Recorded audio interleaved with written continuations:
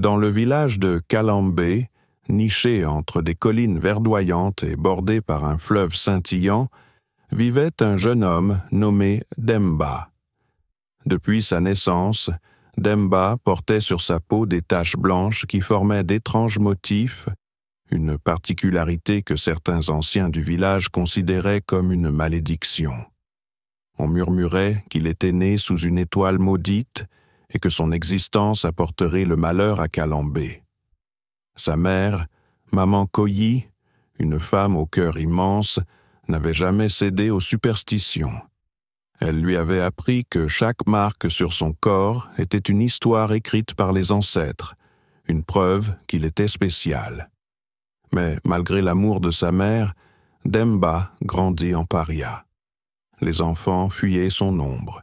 Les adultes détournaient le regard lorsqu'il passait. Seul Bako, un vieil homme sage qui vivait à l'écart du village, l'accueillait avec bienveillance et lui racontait des légendes oubliées. Un jour, une sécheresse frappa Kalambé. Le fleuve s'assécha, les récoltes dépérirent, et la faim commença à ronger les habitants. Désespérés, les anciens décidèrent qu'il fallait offrir un sacrifice aux esprits de l'eau pour apaiser leur colère. Très vite, les regards se tournèrent vers Demba. « Il est la cause de notre malheur », chuchotait-on.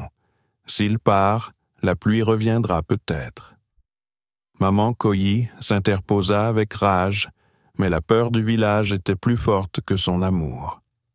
Le conseil des anciens décréta que Demba devait être chassé avant la prochaine pleine lune.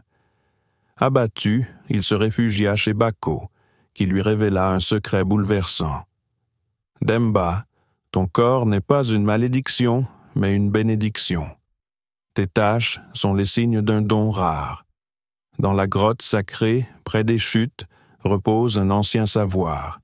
Toi seul peux l'éveiller. » Guidé par l'espoir et la curiosité, Demba entreprit le périlleux voyage vers la grotte. Là, il découvrit d'anciennes peintures représentant des figures marquées comme lui, canalisant l'eau du fleuve pour guérir la terre. Lorsqu'il posa les mains sur la pierre sacrée, un frisson parcourut son corps et une source jaillit soudain du sol.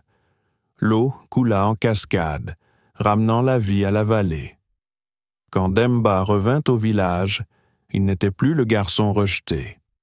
Derrière lui, le fleuve renaissait. Les villageois, d'abord incrédules, tombèrent à genoux en voyant l'eau bénir leur terre. Bako prit la parole. « Nous avons rejeté celui que nous aurions dû honorer.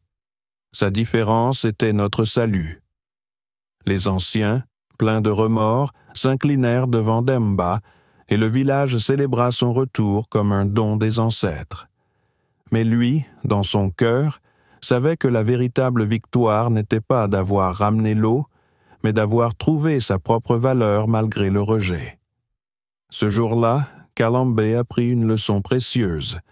La peur de la différence aveugle, mais l'acceptation éclaire le chemin du destin.